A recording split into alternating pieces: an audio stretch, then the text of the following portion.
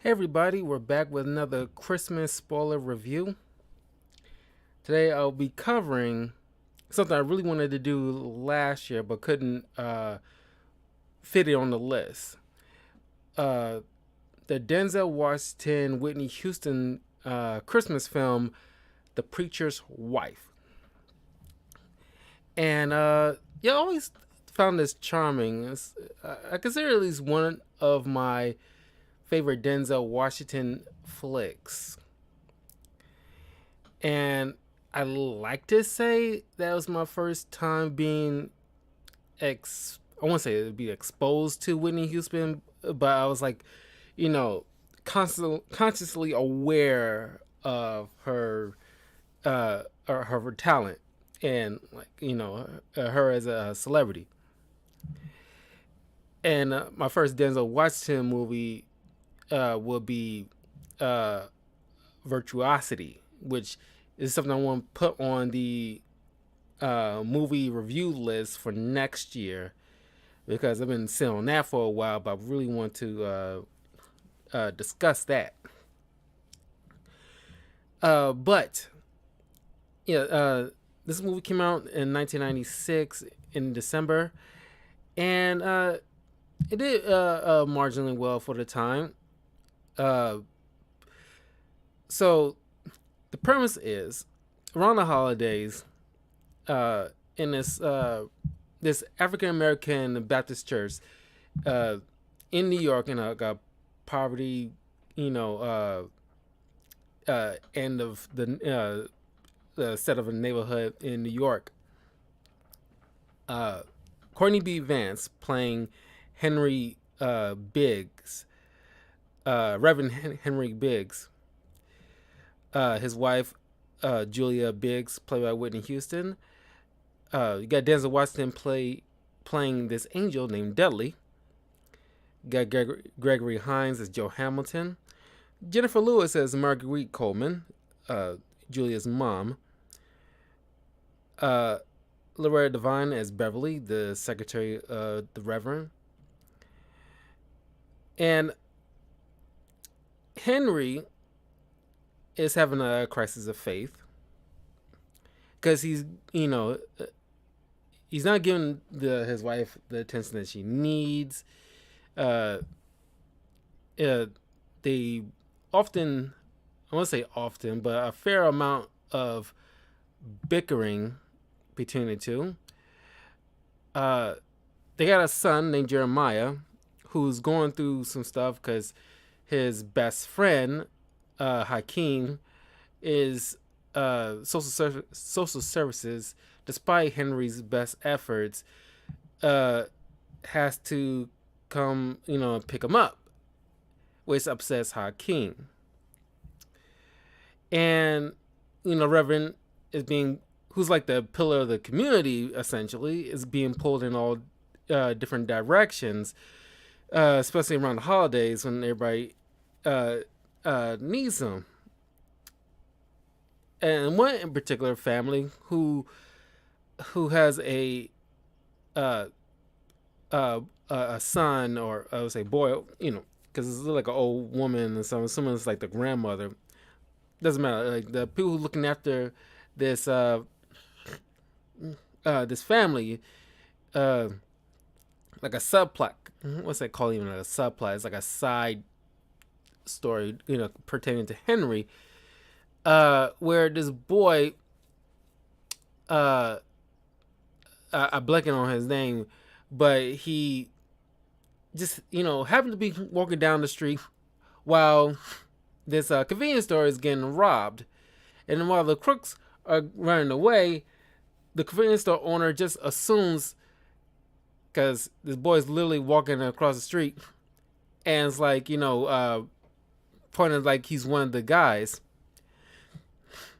So now the boy, is being put in holding, not like hard time yet. He's got to be arraigned and everything like that, and go to this court proceeding. Which, by the way, his lawyer is having to be the actress who played the wife of Eddie Murphy's character in Coming to America. Just so you know. Weirdly enough, it took me like a hot minute to even put that together as a kid, because I've seen like Coming to America a handful of times. I don't know why that, I mean, I don't say it took me a long time, but took me a couple of watches to put two and two together. So now it's just Henry's going through a crisis of faith. So he's praying to God for some help, some guidance. And his prayers are answered in the form of Dudley, who comes crashing down from the sky and just, is just excited because he's like on Earth. You get to, it kind of harkens to, if you see a fair amount of A Christmas Carol, where Jacob Marley has all these ghosts outside who are in a predicament that they want to help, and because they couldn't do so in life or didn't get a chance to in life. Not a one for one, but it kind of, that's the first thing kind of comes to mind, where it's like, angels, will want to lend a hand. It's their duty to help out, humanity and guide them on their way, especially when they are led astray. So eventually, Dudley meets up with the Reverend. And the Reverend, of course, is, skeptical, because, like, who is this weirdo talking about, claiming to be an angel. And he brushes him off. And there's funny little moments when I see, like, Dudley, eating food. And, of course, he's an angel, so I guess, heat or physical pain, doesn't really affect him like that, because he's eating. You got two slices of cheese pizza, which, by the way, I don't know how he got freaking money, because he literally just crashed from heaven, whatever. But he put two slices together and put them like a sandwich, and and bit into it. And the guy, the serviceman asked, like, "Don't that burn the roof of your mouth?" And it's, of course, Dudley, because he forgot, like, "Oh yeah, yeah, ooh, yeah." So he has to pretend, because only Hakeem, who's a child, is a little bit more aware, because of his childlike innocence, knows who Dudley really is. But the only other person will be Henry, because he has to help Henry. So when he bumps into, I won't say bumps into, but tries to, come across Henry again, he points out to Henry, once he finally got a moment to actually speak with him, that he's here for the answer of his prayers. And he goes over the rules with Henry, that when he leaves, he won't have any memory of him. As an angel, he's not allowed to do what you should be doing. There's a third thing he said. What was it?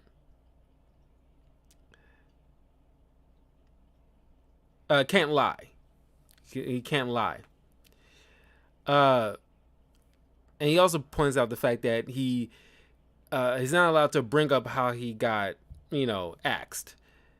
Which, he points out, yeah, because it's obvious I was cut down in my prime. So, and there's another thing. He's always wearing the same clothes and nobody ever freaking brings it up. Like, every time this family sees this guy, he's wearing the same gray suit and fedora. And it's like, it's a nitpick personally. It's kind of like a cartoon in a way. It's where like they always wearing the same clothes usually, but it's like I, I don't know. It's like nobody ever brought up like nobody's asking him, "Do you want to change of clothes?" Uh, like because you wearing it's cold weather and you wearing like a suit, which shouldn't offer any kind of protection. Which, of course, he probably wouldn't care because the angel doesn't have that kind of sensation anymore. But nobody else knows that. Anyway, uh, so eventually, Dudley shows up at uh, the Reverend's house,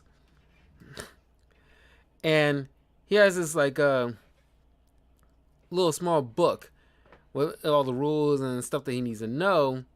It was clearly given to him, and he has a page of the symbol of Windows 95, and that's how old this is. But I kind of like this detail where they have the symbol or the logo on inside the book pages, and it's like in the form of like a church stained glass window kind of style.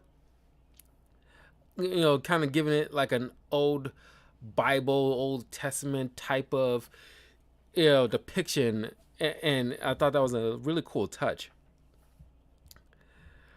Uh, so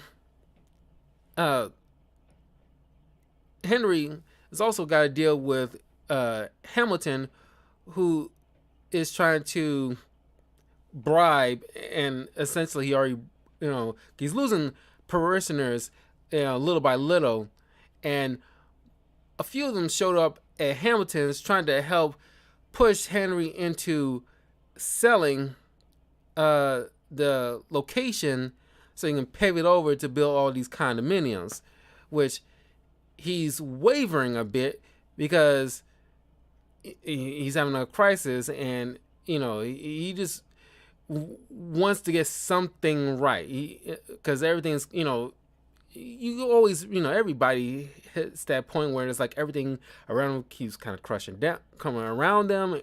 They feeling kind of gasping for breath. They need something off their plate. A boiler's breaking down. It's like he needs a win kind of situation. So just so he can just take a moment. And there's one moment where I was like, wow, I can't believe, because you do this to a black woman, best believe they'll rip your hand off, because he's literally in the bedroom speaking with his wife, going through his woes, and she's trying to offer some, cause as a wife, trying to console him, ease his burden, and he just goes, let's do this. Let's talk about this later. I just completely cuts her off before she even got a chance to even say anything, and of course, Whitney Houston's character has to be the dutiful wife, but oh no. That I knew that wasn't no freaking realistic, because best believe you do that to a black woman, she would dink you in your freaking eye without hesitation. Like I'm surprised he kept that hand, or I'm surprised she didn't shove those glasses up his ass. But anyway, so he's having a community. He's trying to do this, and like he's going to the meeting with Hamilton, and it's Dudley's tagging along trying to help, and Henry's is getting super resistant about it. And then he meets the family, and of course everybody else is charmed by Dudley. He has this kind of like inviting nature, and of course when you shake his hand, you get this tingling sensation, because I guess it's kind of like I guess put in the depending on like how far you look into the Christianity pantheon type of thing. Of course, because I like looking up like different pantheons of like other religions and stuff like that, and like angels have like obviously supernatural abilities, each one particular distinct than the other, but it wouldn't be all that surprising that an angel will have the ability to put you at ease, because he did that to Jeremiah when he's freaking out because he didn't know who this stranger is, because he just came out of the sky, and he's just like just put his hands on it, shake his hand just to keep him at ease, like, I'm not a threat, I'm a good guy, don't worry. uh and he even did that to Julia's mom, who has been trying to quit, but with his ability he kind of like nudges her into finally just tossing that cigarette away, and like, I don't need a cigarette anymore. And I really love the scene with him and Jeremiah, because Jeremiah is just, you know, highly upset that his closest friend is going away, and what Deli does to, which I think is kind of like a very cool way of handling when dealing with like losing somebody, whether like physically or metaphysically or what have you. He tells Jeremiah to close his eyes and uh, I want you to remember Hakeem's face. Uh, do you remember the way he laughed? Do you remember how you throw a baseball? Uh, because whenever God takes someone away from us, he leaves the best part of them behind with us. And that whole line and dialogue was, very, the way that Denzel Washington was delivering it was very charismatic, and I really like that line because it's something you can, take with you for real. It's like, just to help ease the pain a bit. It's kind of like, the line from WandaVision, like, what is grief but love persevering? It's kind of like that. And he teaches how, because he want to write, teaches Jeremiah how to write a letter, spell Hakeem's name, so that way he can try to keep in touch. And so while Deli is helping out with Christmas shopping with Julia and Jeremiah, Henry comes back from the meeting to sit down at the diner with Julia to tell her what happened. And of course, he's considering of selling the location, and Julia's beside herself because, like, you didn't even bother discussing with me. You just come to this decision yourself. And of course, Julia always, because Henry inherited like this the church from Julia's father, who was the previous pastor, who passed away, and she had this kind of reverence for her father, as she loved her father a lot, and he was a great dude. And I guess it kind of put she inadvertently kind of put this kind of insecureness on Henry, because it's resulted in, like, I guess something pent up, because he just had this kind of outburst in this diner, which everybody's nosy as hell. It's like, yeah, sure, I get it. Your father's a Satan, I'm not. Like, he's gone out here. Of course, she ain't loving that, but clearly there was like a pent up thing that, if any decent therapist would explain to you, it's like you have some kind of calm, rational conversations. Communication is key, and without worrying about something getting pent up, you air it out in a calm fashion. At the moment when it comes up or whatever, but not let it fester, because things like that happen, and it gives you results that you did not want.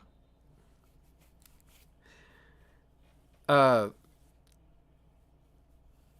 and all the while this is carried on, like uh, Deli uh, and Julia is having fun together, ice skating, hanging out with Jeremiah, just uh, just like charming each other. Eventually, uh, the mom take notice of this, and and she had some words with Deli, explain to him that you don't know what my daughter wants. She's Henry's wife. You go charm somebody else. And Deli just respects her candor because, like, yeah, because he's starting to.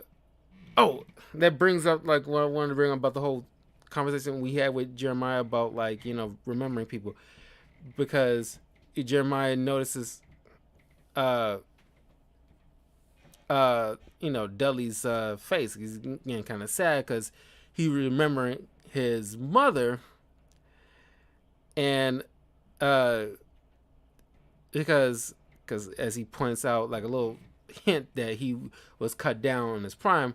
I'm imagining, given his attire, it could be suspected that he died, somewhere around like maybe like the 40s or probably the 60s. Uh, somewhere where that the fashion he got going on. Well, I wouldn't say it was only in the 60s or whatever, but clearly it had to be somewhere, a good, you know, you know, 20, 30 years prior. And so he probably left behind a mother who probably was distraught that she lost her son. But he can't really bring it up because it's not it's not about him. So, yeah, while he's down here, like he's getting all swept up because he's losing sight of his, duties here. It's like, I'm here to do a job, and it's like I can't be falling for this woman, despite how great she is. I'm not gonna be here forever. So, Deli gets refocused and pushes these two together in like a very comedic, whimsy type of thing. Having them following each other on this ice and helping each other up and giggling, just trying to get them to reconnect that spark that they seem to lost. Also, Deli had a sit down. This is prior to this. Had like a sit down with uh, Henry. This is like uh, after per Henry's instructions, because he was too busy to take her out on like a date night kind of thing, and Deli had to go instead. But now it's like he's mad because he took him out, but because he couldn't go out because Deli trying to set them up for a date night, but he couldn't make it because now he's gonna look like the bad guy. So I can't break all these other promises that I already made. So you're gonna have to take her on instead and make me look good and not look like the bad guy. So now he comes back. Now he's mad because he took her out. Maybe because it was getting kind of late and everything like that. Maybe that was the issue. But these two have a blow up, and he points out to Henry, it's like, your son's losing his best friend. What are you doing about that? Your wife feels like she's in the marriage all by herself. What are you doing about that? So you don't have to listen to me, but listen to your heart, because you're gonna lose the most important things in your life if you don't focus on them. And he brings up about the kid, that's being arraigned for like a court hearing, and he gives advice to Henry, like, Did you look him in the eye and ask him, did he do it? Uh, and clearly, like, Henry being so, like, all over the place, don't even consider actually taking a moment to speak with this kid. He feels like he's just going through the motions at this point. But he's like, sit down, be present, and look this kid in the eye and ask him, do you do it? And he comes into the courtroom, which if you ever watch Legal Eagle, he constantly points out you just can't have people just coming in and spouting all kinds of stuff, whether it's on behalf of somebody or not. But he had to make this big old spectacle. None of that would have flied, obviously. But he pretty much trying to do like a sermon right in the middle of the courtroom, which I don't think any court would allow that to just play out right there in court. But pretty much making the case for this boy who clearly was in the wrong place at the wrong time, had nothing to do with the thievery involved, which you would think the police would have done like the forensics and go through like cameras and all this other stuff. And of course, well, inner city kind of thing, who knows if like the cops, it wasn't really put there. He's kind of like, you ever like, had like that kind of black experience, what I'm talking about, where sometimes, especially, I mean, it's probably more so even prior to the 90s, but there's been times when like the cops, won't do their due diligence in black neighborhoods when it comes to crime. They just like, they just arrest black people, it's like, they call it a freaking day kind of situation without doing their just due diligence. But they don't really hash it out here. But you just kind of like just inherently know that. But this causes the court to like release the kid on the family's recognizance. It's never explained whether like they caught the real thieves and or just flat out just like they didn't have enough to really hold this kid and there's no evidence, or so we're just gonna release him. They didn't really explain that fully. He just he's just released. He's back with his family. So now it's kind of like giving Henry more confidence in his capabilities, as a leader of his community. And he's confronting Hamilton about like not selling and the fact that he's building this condominium as a monument to his own ego. And he's imploring Hamilton to come to church and just look at this at the people that he's going to be hurting's faces, and he's assured him you'll probably have a change of heart. And of course, Hamilton's like not really hearing that. He's like, oh well, people, you'd be surprised how resilient people are, Henry. So soon Deli makes a stop by Hamilton's place, and he, through kind of like supernatural-esque stuff, freaks Henry out. I mean, not Henry, Hamilton out. And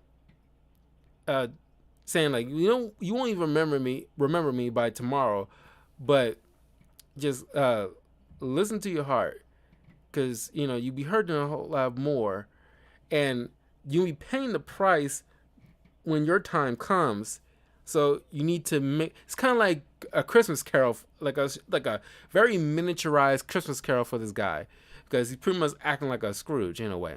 It's like, because he made this, Hamilton made this comment like, to hell with Henry, and Deli fires back like, no, to heaven for him. Where you're going is going to be a long ways off until you make a change now. Okay, listen to your heart. And so the following Sunday, which was being broadcast because I guess it's like a Hamilton thing, and thanks to Deli, uh, uh, uh, uh, Henry has a renewed faith, gives this great sermon. Is a very powerful thing. I'm not very like religious type of guy. I guess I'm more spiritual. I do believe in God, but I'm not like avid church goer, that kind of thing. But uh, uh, everybody's inspired. Even Hamilton's inspired, and of course, this caused him to change his mind about uh, the development and bulldozing the entire lot. Um, and it's like a moment after Deli says goodbyes to Julia, because eventually she's not going to remember him in a few minutes, and he takes a moment to look at the picture of one of the wedding photos of Henry and Julia, and he kind of like morphs the picture into him side by side with Julia, and you hear like a thunderstorm in the sky, clearly indicating like God's like, hey, stop that. It's like, sorry, and then change the pictures back, and he gifts the family that he helped is, really, like he altered the Christmas tree into something very beautiful with a ornament of himself on top. And then he stands outside and shakes Julia and Henry's hand, says like, "Oh, that was a great sermon, Pastor. Oh, thank you." And of course, they don't remember him. Like, "Oh, he must be new to the neighborhood." And then Jeremiah says his goodbyes to Deli, because he's the only one who's remembering at this point. Merry Christmas, Deli. Merry Christmas, Jeremiah. And so, like, everything is this family is whole again. You know, uh, it's like a nice wholesome film. And of course, you got, if you have Whitney Houston, the late great Whitney Houston, in a film, of course you got to have her sing, and this woman can sing, and it's like, you every time you bring up Whitney Houston, this woman can sing, and it's supposed to be some kind of not a documentary, but something like a what do you call those? It's kind of like the same thing they did with like Queen, when they had what's his name from the last James Bond film, who was the bad guy there, playing as Queen. Not the band is Queen, but you know what I'm talking about, the leader, whatever. It's kind of like like a musical history type of movie, and I forgot who's playing Whitney in that, but anyway, it's a nice little thing, like a nice tribute to her, clearly, and so yeah, the film was like phenomenal. Uh, it's nice, wholesome movie. It's simple. It's heartwarming. It's great for the family type of film. So I do highly recommend it, especially for a Christmas holiday kind of film. And so yeah, if you've seen The Preacher's Wife before, let me know what you thought. But if you haven't, do yourself a favor, check it out, and let me know what you thought. I will see you guys in a few minutes for another movie review.